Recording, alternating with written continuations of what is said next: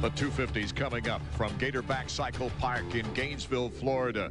Our opening round of the motocross season for 1997. The defending champion here at Gatorback Park, Jeremy McGrath.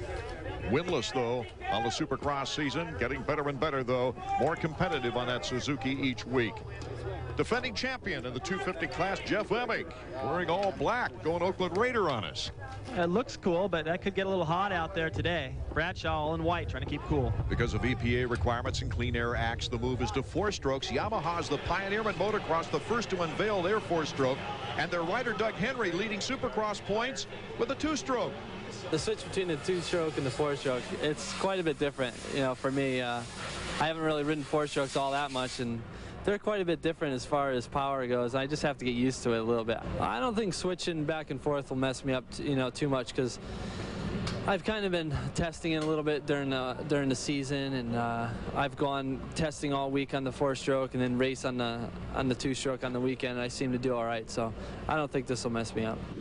Actually, Doug Henry has been quoted as saying he really likes that 4-stroke. I haven't talked to him a lot about it, but everyone's been pretty happy about that bike. But this is the real test in competition. Okay, we're set for moto number 1. They're underway. Hole shot artist. It's Jeff Emig, once again, the defending champion of the series from 1996. Number 1 has the hole shot and the lead. What a great acceleration by this young man.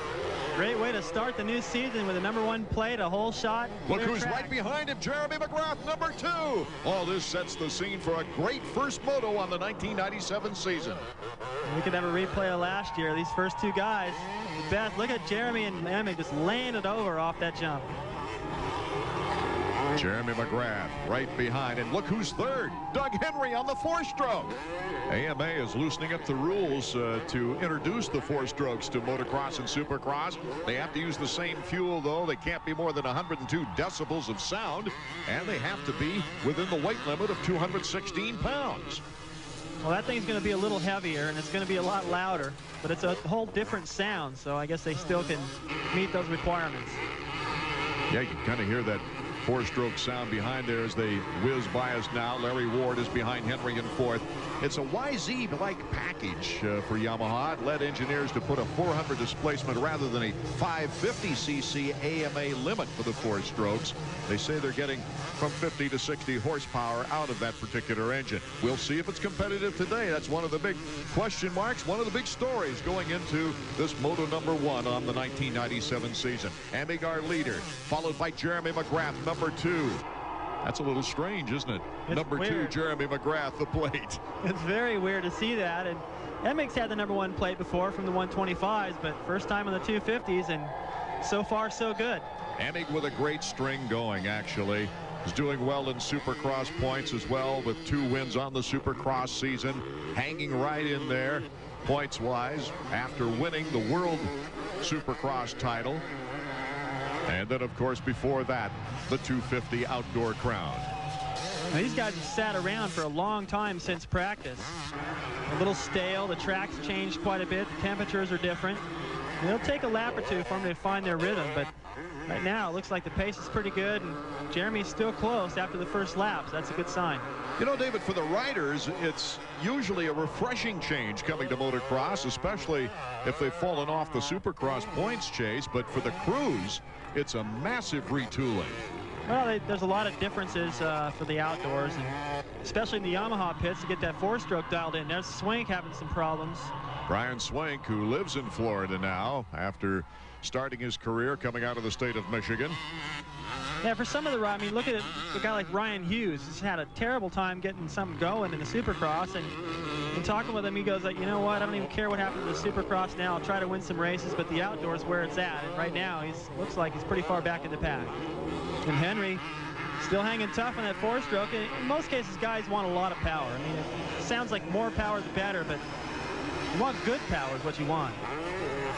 Looks like he gets up the hills just fine as he takes the corner. That unmistakable guttural sound of the 4-stroke, although it's a little different than the KTM sound of the 4-stroke, trying to qualify for the Supercross earlier. Part of the record crowd here at Gatorback here today. Emig, our leader, will be back.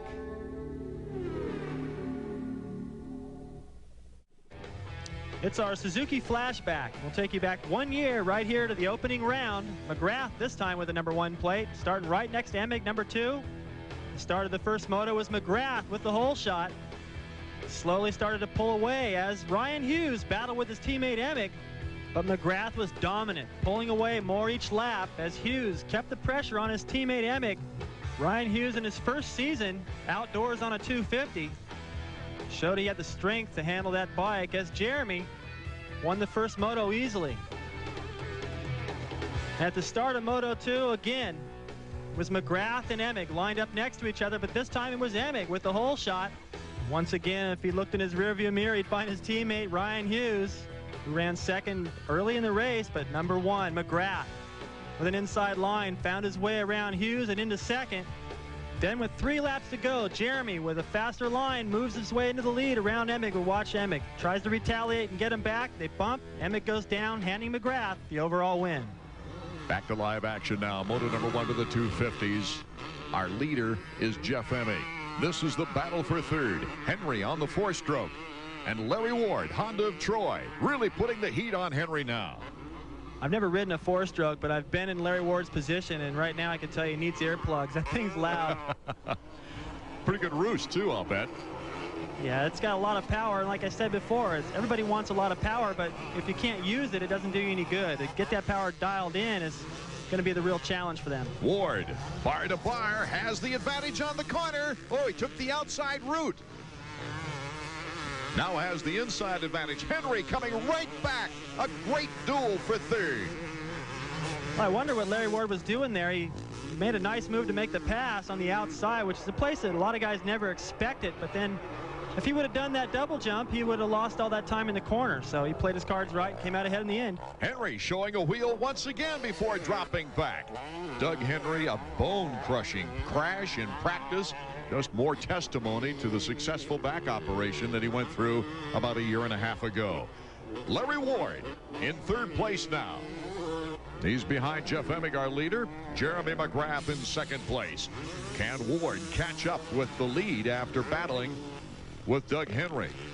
You know, Henry's probably one of the guys that's the only guy with enough patience and with the fitness to go out there and ride that 4-stroke, try to get it dialed in. He's a great test rider, a good guy to have on that bike, try to develop it, but it's a little bit heavier, and watching him come out of some of the corners and battling with LaRocco and Ward, it doesn't look like the bike's that much faster, but it's definitely going to take a little more energy to ride, and Doug's the man for that job. LaRocco putting the pressure on that machine, almost entirely handmade. The frame is fabricated out of chrome moly steel tubing with titanium subframe. The valve cover machined from titanium. The airbox made from carbon fiber.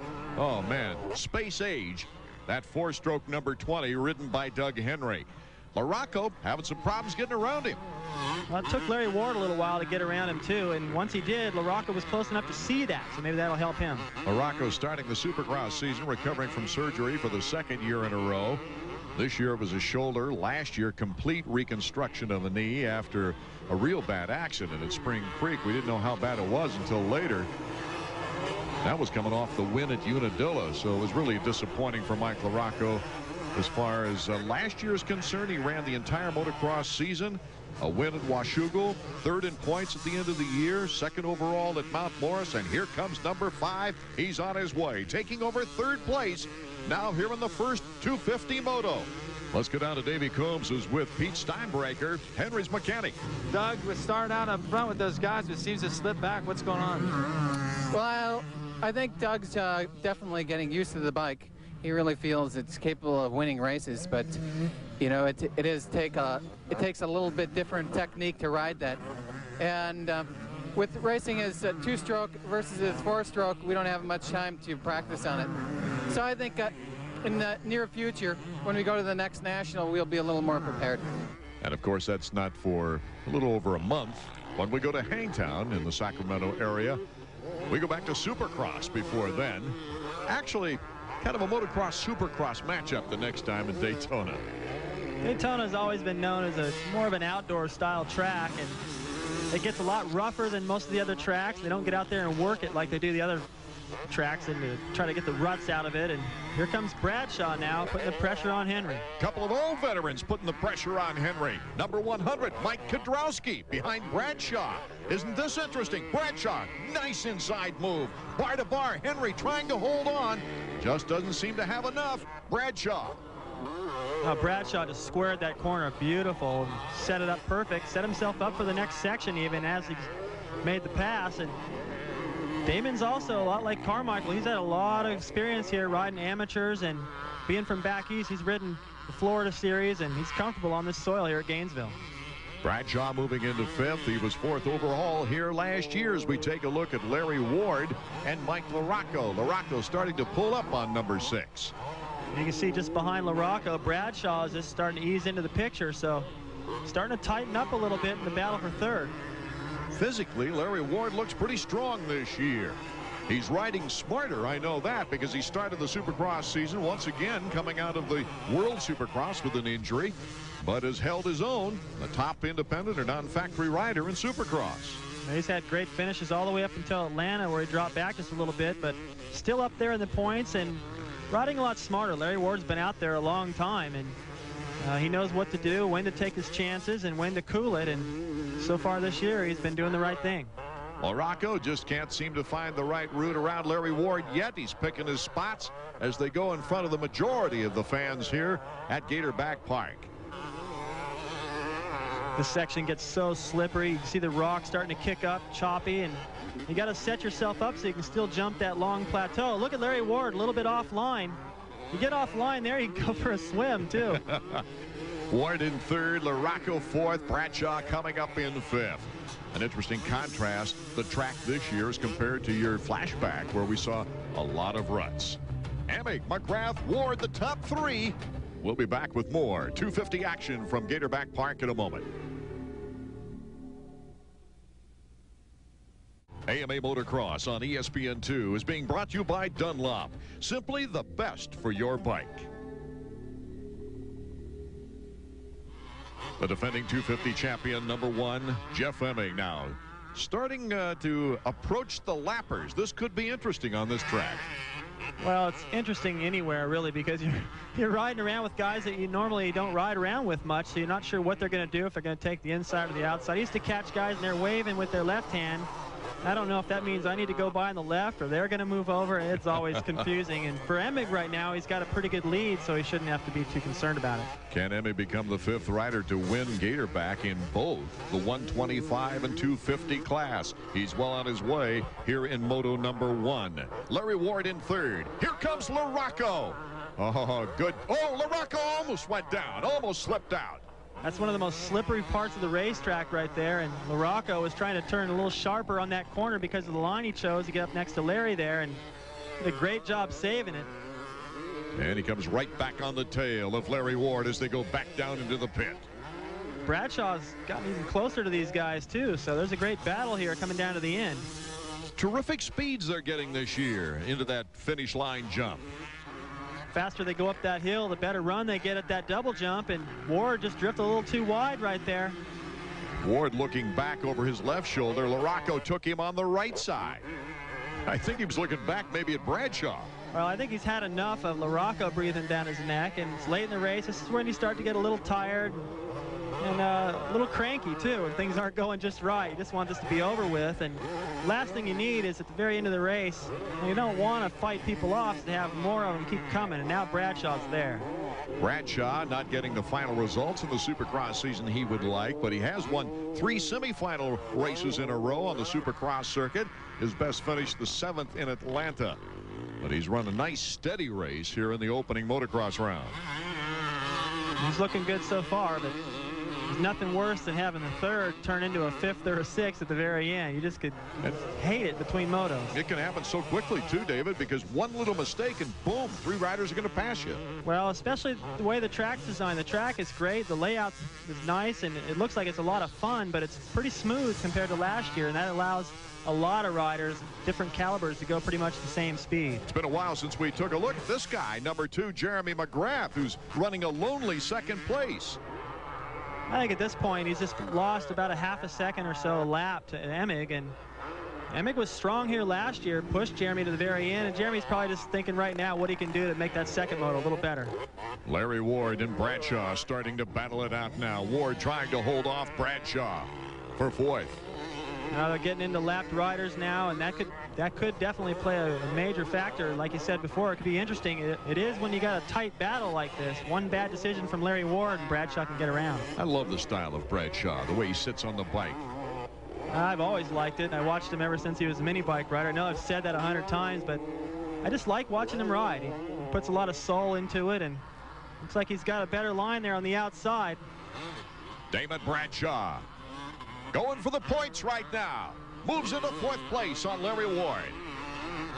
One thing I've noticed about Bradshaw, especially early in the season in the Supercross, is that if a situation gets a little sticky and he's not comfortable with it, he backs off now. Where in his early days, boy, he just hold it wide open and pay the consequences. And now he's a little older, more mature, and he knows when to back off and try to stay healthy and in one piece. You mentioned earlier, David, about how, you know, late in the race you hate to see just being inundated with competition. Well, that's the way Larry Ward must be feeling right now, because number 100 is Mike Kudrowski. Right behind him is John Dowd, number 14, who got a late start, but we know how strong he can get at the end of the race. Kudrowski, a second here in 1995. He was retired, of course, in 1996. Well, I think it's no secret that Kudrowski's work ethic is among the best. He's in great shape, and I know he would shine towards the end of the race, and that's a fact with John Dowd. So Larry Ward's got trouble. Kudrowski, of course, says, hey, my goal is to be in the best shape possible before I get to Daytona. Well, that's the next Supercross race. His results, too, have really improved. I mean, at the first round at L.A., he didn't make the main event. I thought, oh, no, this isn't looking good for him. But he's really picked it up and improved and persevered, and now he's back up there battling with guys that he used to battle with and getting faster every week. In the last 3 Supercross races, Mike Kudrowski, number 100, had a 6th, a 6th, and a 5th, and looked very impressive. He's got a battle of his own right now with John Dowd, number 14. Dowdy moves in front of Kudrowski.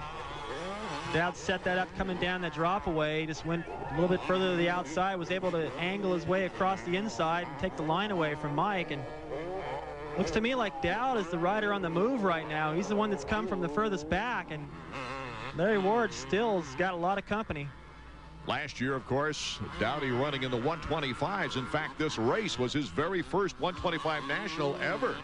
And he was doing a pretty good job up near the front when he hit a down rider, ended up 34th in his first 125 effort. But he looks a lot more comfortable on the 250s. Well, I was pretty impressed with the way that he was able to handle himself on that 125, and he looks a lot more at home on this bike. Emig, McGrath, and LaRocco are top 3. Will they hold on for victory? We'll find out in a minute. Title back, and Jeff, of course, has been a part of that Motocross of Nations team now, maybe more than anyone. Of course, he replaced this year his teammate, number 9, Ryan Hughes, on that team. Ryan could not participate because of an injury. Part of that record crowd here at Gatorback Park. Taking a look at number 18, Jimmy Button. Button has had an interesting year. He left, of course, the American circuit to go to Europe, came back, had trouble really getting into the flow of things, but he's been a tough competitor all season long in Supercross. Now these guys got a great battle. Looked like Hughes had made the pass. Button got him right back. Albertine is right there. He's coming down to the wire, and you can pick up a couple of spots right here if you're Albertine. If you do, looks like he's working his way to the inside of Hughes. A little bit better line right there. Takes it away. Now Button probably won't even realize that it's Albertine back there now and not Hughes. Albertine, number 8, a breakthrough moto here in 95. He took a second place, just getting edged by LaRocco toward the end of the race. Here's John Dowd now, starting to really look strong. He's coming up on Bradshaw. This could be a very interesting battle. It's a great feeling when you it's a lot better feeling when you get the whole shot and you're out front like Emig, but if you get a mediocre start or mid-pack, and I've done this here before at Gainesville, and you keep working your way up as far up in the field as Dowd has, it's just a good feeling. You're just picking guys off one by one. You keep catching everyone. You're moving forward, and then The flip side of that is your Bradshaw or Larry Ward, and these guys keep catching him. It's awful. You only have a few more laps to go, and you're trying to do everything you can to hold him off, and Bradshaw's got his work cut out now. I mentioned that in the 90s we had 4 straight years where the winner of this race went on to win the title. Jeremy McGrath in 95, LaRocco 94, Kodrowski and Stanton in 92. You also did that feat back in 1983. Clear back then. Geez, it's hard to even remember back that far. That was the first year they ran at Gatorback. I went 5-2. I remember that was, I came in here with a couple of bones broken in my foot, and I went 5th in the first moto. The second moto at the very end, ended up 2nd, won the overall. It's pretty weird. Right now, Jeff Hemming is on top, and we'll be back in a moment. The race for the checkers is on here in Moto number 1. White flag lap. One more lap for Jeff Hemming to hold on to the lead. He's got a big lead on Jeremy McGrath. No one really testing McGrath for 2nd place. In case you just joined us, we're in Moto number 1 of the 250s. Hemming reaching out for that clutch. He's one of the guys, I've pointed this out before in Supercross, he's one of the guys that doesn't ride with his hand on the clutch very much. Right there, he doesn't have his fingers on it. Most of the riders will keep one out there all the time. Even through the pits, they're riding around with their finger on the clutch, and Jeff only goes out there and uses it when he needs it. Starting to get a little stylish for the people. As we mentioned earlier, the great thing about motocross, the fans are real close to you, and as a rider, David, you can feel them out there cheering for you. You definitely can, and there's a lot more people in this back section here than there used to be. That used to be pretty desolate back there. It was kind of exciting to get back to the front where the people were again, but great crowd here, and Jeff's giving them what they wanted. I think this is a good warning for those of you going to motocross events this year. Go early. I mean, we said this last year, and a lot of people got caught in traffic for hours and barely made it to the race in time in some of these venues. Jeff really looking comfortable out there. As he went over that little plateau in the corner there, he just laid it over almost flat. And this elevator jump's not that easy to do, and he's waving to people. That's got to be a great feeling for him to start the season off the way he ended it.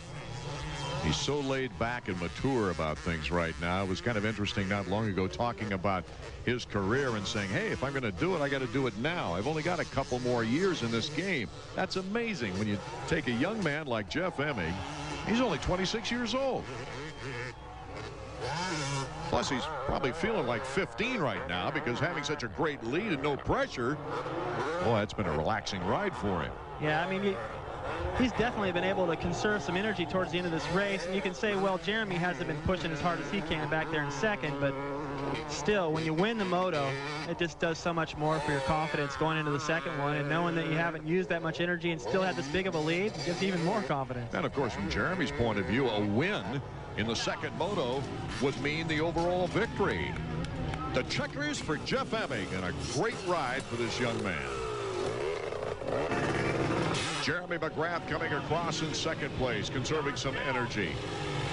Not that far behind, though, and like you said, Art, he can go out there and win the 2nd moto, win the overall, but he'd still be tied in points if Jeff finished 2nd. And there's our top 5. Look at that. Albertine got in front of Button for 8th. Let's go to Davey. A lot of people are talking about the 4-stroke. They're talking about McGrath switch to the bike, all that different stuff.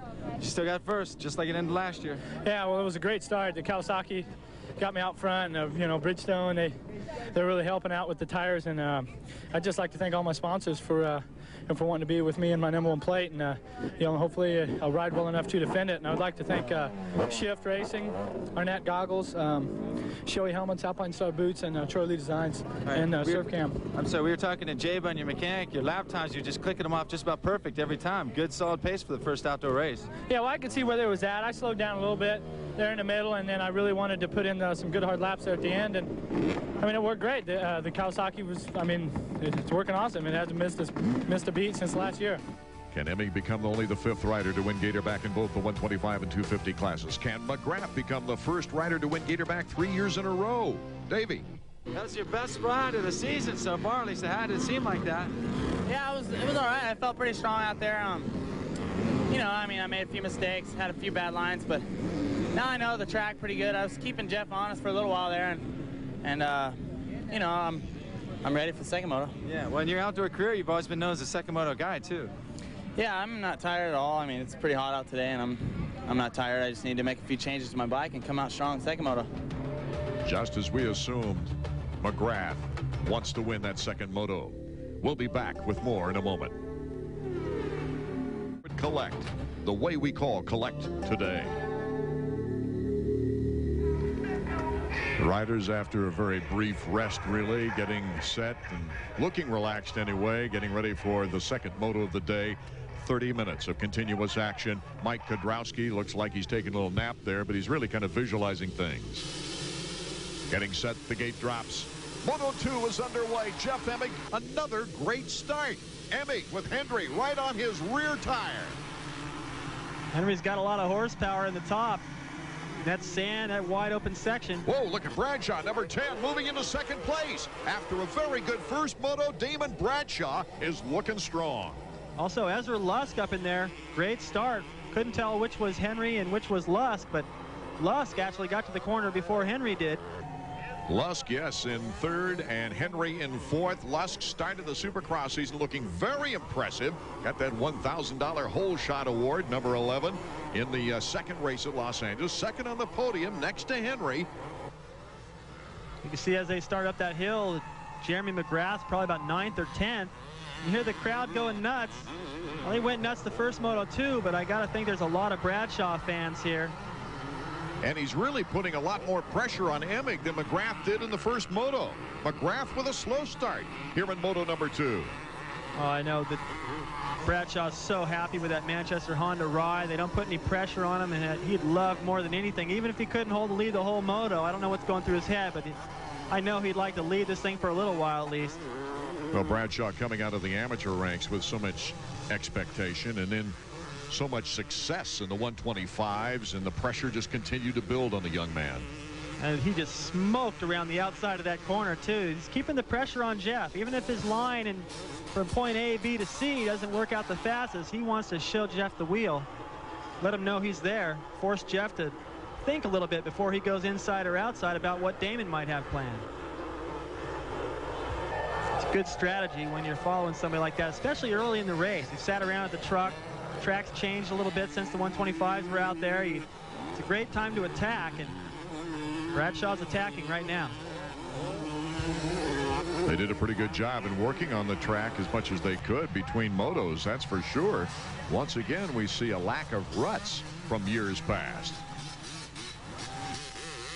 This corner right here is all smooth. You can see the fresh dozer tracks. That's where the start comes in. They want to keep that smooth, and the speeds these guys are traveling on the start, that was one of the faster starts on the season. They don't want to have a bunch of bumps in there to make somebody go down in the middle of that pack. David, we've talked about the elevation changes, the many corners that you have to take on this track, and that's just got to keep a rider very busy. Well, even for just the local rider, it's very busy, but the pace these guys are going, and look at the way they come out of that corner. They got to feed the clutch just right, be in the right gear, in the right line to be able to jump up 3 of those little staircases. Larry Ward down. That's a bad time to go down early in the moto like that. Everyone's still bunched up. 4 or 5 guys go by. It takes a while to get around them. And for Doug Henry, on that 4-stroke, it's a completely new thing. I mean, he's never, all the testing that I've heard about and all the rumors are that bike works great. He's able to jump up the elevator there, still make the corner nice. But it's different. It's a whole new story, and the 2-strokes accelerate a little bit different. The power is different. The bike slows down different. The engine, there's so much inertia. Anyone that's ever ridden a 500 knows that you don't have to go very fast and hold it wide open to find out that bike's a big mistake there from Albertine, and all that loose stuff out there. A lot of guys are making those kinds of mistakes today, especially early in the race when you're just not warmed up right. This is the battle for third. Doug Henry, number 20, and Greg Albertine, number 8. Albertine now on the move to catch back up to Doug Henry. McGrath has now moved up to 5th.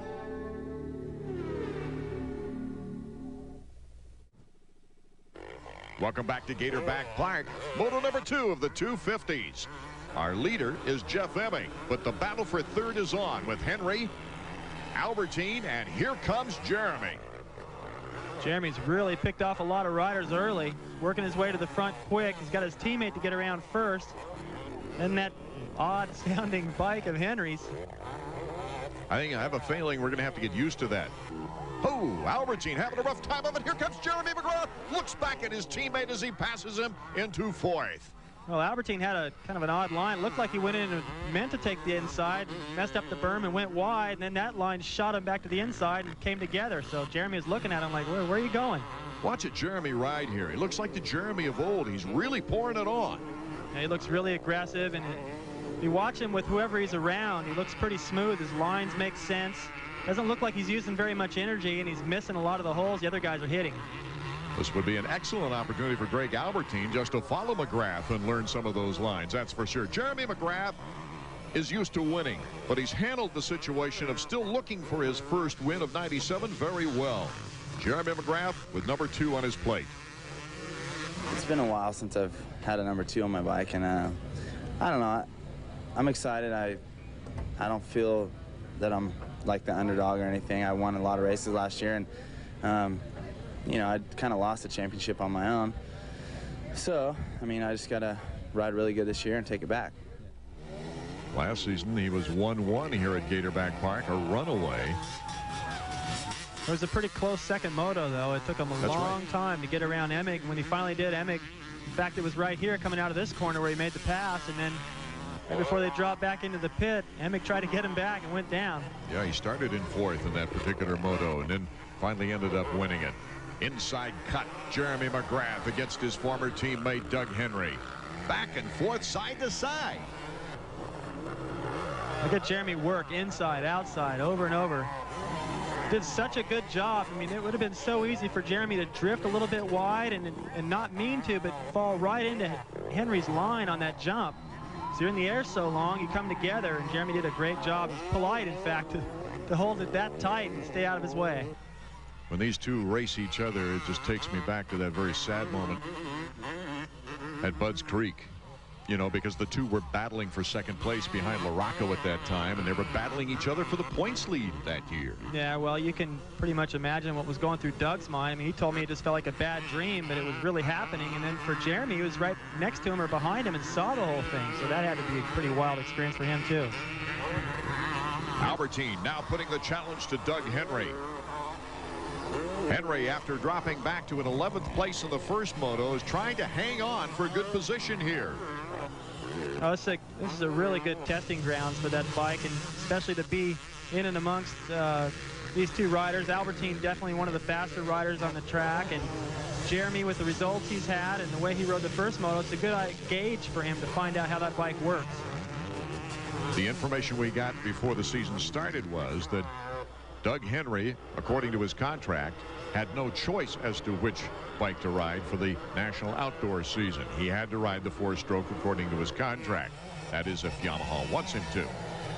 The choice is his with the Supercross, and that'll be an interesting choice indeed, because he's leading points by 8 points in the Supercross race, getting there on the 2-stroke.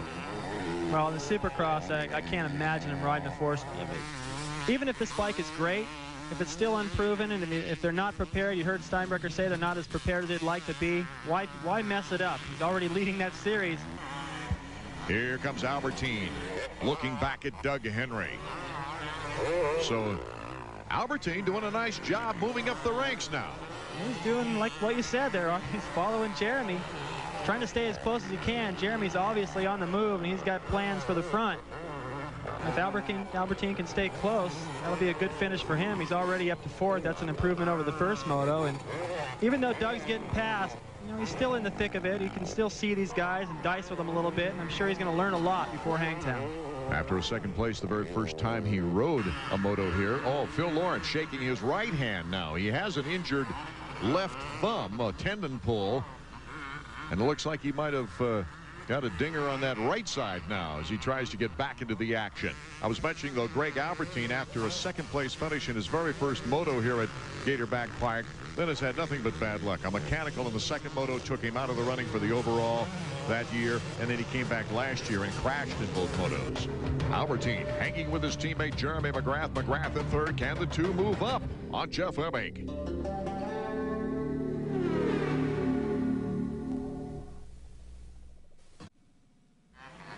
Art Ekman, David Bailey, and Davey raccoons from Gatorback Park. We've got a real battle on our hands for second place now. Jeremy McGrath, as we see Wyatt Seals, his mechanic, looking on, putting the crunch on Damon Bradshaw for second place. Jeremy McGrath has just taken over second place. Can he catch Jeff Emig? I think he's got time, especially at the rate of speed he's traveling on this track. That's that same place he made the move on Henry. That's such a technical, tough section to try to hold the inside going up that hill, because as he crests the top, the bike wants to get light. You don't get any traction. It's a lot rougher on the inside, and he's still able to make those passes. Back in 1995, he got his very first national overall win here at Gatorback Park. And the battle behind them. It's LaRocco passing Button. Number 5, Mike LaRocco. LaRocco once again on the move, charging late in the race. Should be nice to see this guy get some hole shots. He's done it before. He's had great results here before on the Kawasaki, getting great starts, but once again today having to come from behind. Not only winning here at Gatorback, but also he had that big win last year at Washougal. Oh, look at here. More bad luck for Ryan Hughes. He's had one podium on the Supercross season, but otherwise it's been just a horrible myriad of things happening to him. Bad luck, mechanicals, injuries, illness, 13 in the Supercross points, and is not off to a very good start here in the opening round of the motocross season. Here is our leader, Jeff Emig, riding smooth, but Jeremy McGrath, let me tell you, behind him is on the move. There you see Jeremy just coming into the picture, not that far behind. Look at the distance he's already been able to put on Bradshaw, who's got a great pace, but nothing like Jeremy's. Jeremy wants this overall win. Great shot by gutsy cameraman there on that hillside, let me tell you, as it looks like it might be the day for Ryan Hughes. Here comes LaRocco again. He's testing Doug Henry. Things starting to rut up pretty good here for the second moto ride now. Henry in 5th place. It's one of the rougher, more one-line sections right there coming to that right-hander. It's one of the places you don't want to catch the left rider. There's something smoking on, I don't know what that is. It could be something, a radiator maybe, something leaking out of it. As soon as that fluid touches the pipe, it starts to smoke. Could it be that rear shock? That's possible too. Hitting the pipe. He busts one of those lines and all that comes out of there and starts to smoke too. It's hard to tell, but it looks like that's going to cause a lot of problems for Mike. Albertine, number 8, trying to pick up things on Damon Bradshaw. This is the battle for 3rd. Well, Albertine, when he's behind you, he puts so much pressure on you. He had his front wheel in the way. Bradshaw couldn't even put his foot out for the turn. He was there. That's the way to make a guy nervous and make your move. And there's his mechanic. He'd like to see him move up another spot. Ian Harrison looking on. Albertine trying everything known on this course to get by Bradshaw. Bradshaw doing a little block right there. Took his time through that section. Now you can see Damon looking over. He's making sure to cover that line. Albertine's been using that inside off that ski jump there the whole time, making a little bit of ground, and worked for him there. What a move by Albertine now. Nice clean pass on Bradshaw. Bradshaw protected it only so long, and then Albertine was able to take advantage of it. Oh, that's second. Really drifted quick. At the end of this moto, the guys that are really fit, the guys that get comfortable and have good, the lines change all through the race. And the guys that can make, look at this. Yep, the guys that make those adjustments are able to go fast all the way to the end. Right now, Bradshaw's got some guys catching him, and Emig's got the same problem. He's got Jeremy closing fast. We've got a race for the lead now. Jeff Emig cannot afford a mistake if he wants to win here at Gatorback Park. Jeremy McGrath, who took a second in the first moto, if he should pass Emig, would win the overall here. So it's the same as last year. Jeremy still's got to make the pass for the overall win. Albertine, number 8. Oh, and Albertine kisses the dirt. Well, that's a slippery, tough section right there. I talked about that earlier when LaRocco was trying to make a pass. Front end got away from him, and then you got into some of those ruts, and down he went. Boy, that looks like a rugged place to fall, too. Lacerations Well, that's a handlebar in the stomach, and it's like falling on pavement right there, too. It's so hard packed. The fans are going crazy here at Gatorback Park now as Jeff Emig is getting the big challenge from Jeremy McGrath. McGrath yet to win in 1997. Davey Coombs, quick-footed. He's over near Greg Albertine to see what that situation is. All right, Dave, I'm down here with Greg Albertine. He pulled off with about 3 laps to go. Greg, what happened? Oh man, I was just past Bradshaw, came into a turn, really fast section. Front wheel just washed out, just spat me over the bars. Hurt my shoulder pretty bad. Yeah. How bad do you think it is? I don't think it's too bad. It's killing me right now. It's a real sharp pain. Just not happy. Albertine, of course, having shoulder problems in the past, breaking the collarbones in Supercross. As we get back to the action now, lots of heat going through some lappers. Number 1, Jeff Emig. You can see the way he's riding. He's picked up things. Yeah, he looks very aggressive right now, and it was critical that he made the pass on those guys before that elevator so he could still jump it and maintain that lead. Emig getting pressure from McGrath. Can he hold on? Motocross on ESPN2 has been brought to you by Honda, the Red Riders, winners of the last 9 straight 250 Supercross championships. Jeff Emig is our leader here at Gatorback Park. If he holds on with Jeremy McGrath right behind him, he would win the overall. If Jeremy McGrath should pass him, it's Jeremy McGrath's overall victory. Jeremy looking brilliant right now. Emig, though, has not cracked. Emig has been tough, and oh no, Jeremy slipped out on that slick area. Oh, his back tire went just over the berm, and as he gassed it, watch his back tires. Not in the rut just yet. He got on the gas a little early. That's what happens when you're pushing yourself. That's why Jeremy was making up so much time. He was taking those little bitty chances and getting away with it. A big sigh of relief for this guy, Jeff Emig, number 1. Jeremy McGrath and Emig were far enough away, though, from the 3rd place bike that Jeremy is back up and running in 2nd place. Now think about what could have happened there, though. If Jeremy had made the pass, they'd be tied in points. Jeremy would be the overall winner, and he'd have some of that momentum back that I think he's lost. He doesn't have the respect from the other riders like he had last year, where they were afraid to even get around him. The fact that they were behind him, they just thought, well, this is good, I'll stay here. But this year, it's a whole different story. So much of motocross and supercross is psychological, not just the machines, not just the riding ability. Well, now Emig's got everything dialed in, and with 2 moto wins, he's going to pick up 6 points and the overall. Jeff Emig, the checkered flag, and the overall victory. A disappointed Jeremy McGrath. What do I have to do? Close in points, though, to Jeff Emig after the first round of motocross. Dowd making 4th. Jimmy Button, the top 5 as we take a look at 6 through 10. Ezra Lusk in 10th spot. All right, man, way to start the season, 1-1. Yeah, it was great. Kawasaki and Bridgestone got me right out front off the start, and that's definitely where I wanted to be today. You know, it was a little bit dusty, a lot of holes. It was really tough. You know, really tough on your hands and your upper body. This first race is at Gainesville because it's just so hard, and there's just gnarly holes everywhere. You beat McGrath straight up in both modes. Does that add anything to the win, or are you just out there 39 other guys?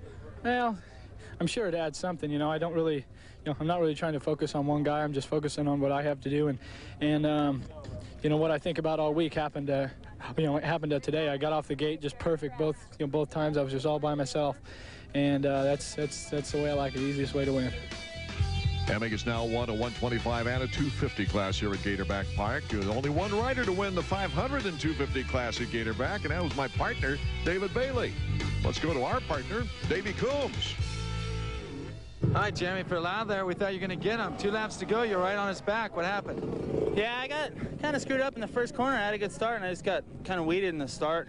And I don't know how to work my way up from back. And it felt really good. My Suzuki was really working good today after the second moto, and I was able to push and catch him like that.